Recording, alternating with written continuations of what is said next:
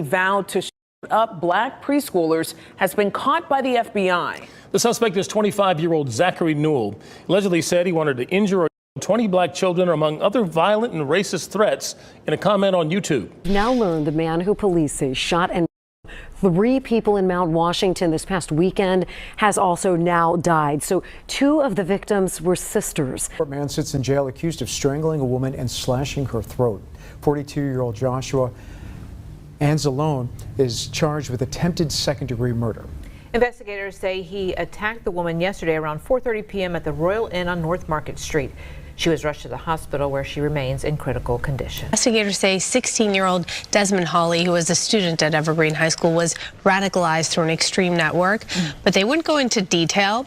Hawley died of a self-inflicted gunshot wound after he allegedly shot and wounded 2 of his classmates. At last check, they are still in the hospital. Their names, though, have not been released. You see, like Charlie Kirk and many others that use that data that they claim is accurate about the black community, so many other things influence that. See, arrest patterns can be influenced by policing practices. We know how they police black communities more than they police white communities. Reporting biases and systematic disparities. See, they don't bring up any of those things. They just bring up these stats that somehow float off the top of their heads. The rule only looks at homicide, but not at all crime. If you take that same rule, okay, we can say that white men are about 29% of the population. However, there's 77% of the population that commit crimes against children. And we know what kind of crimes those are. But they don't, you don't hear them going around and bringing up those statistics. Now, do you? You know, crime is heavily correlated with poverty, segregation, unemployment, educational gaps, and neighborhood disadvantages.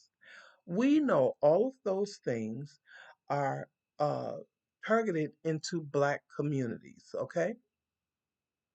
And so them saying, oh, the 1350 rule, yeah, blacks commit 13% of the population, yet they commit over 50% of the crime. Well, according to the FBI statistics, white men commit more crime than any other people in the United States, yet they are not as policed or incarcerated. See, those are actual facts that they negate to tell you, that those are actual facts.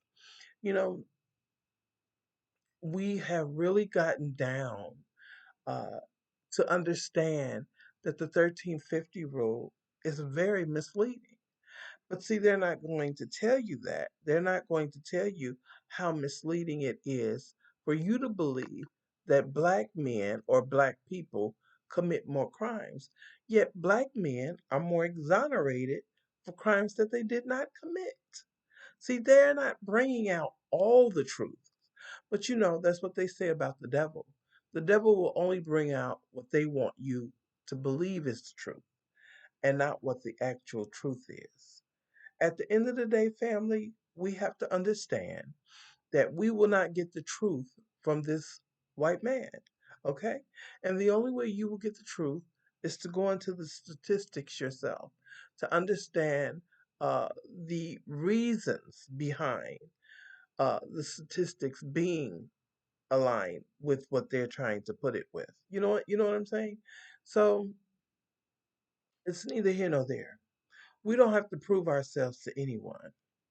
The only people that we need to prove ourselves to is us. And thus I say, we just continue to live our lives. If those people want to live their lives by lies, okay, because that's what it is, then allow them to do so. You know, they have control of the media. They have control of the courts. They have control of the presidential office, and they have control of Congress and Senate. Let them lie. Real people know the real truth. Everywhere the white man has stepped his foot on soil, he has brought nothing but injustice, unaliving, disparities, and a host of other things. So we know that they can say what they want to say, and it really doesn't matter. What matters at the end of the day is how we see ourselves. Okay? All right, family. Have a blessed day. Thank you so much. Peace, love, and blessings to you. And I'll see you on the next video. Peace.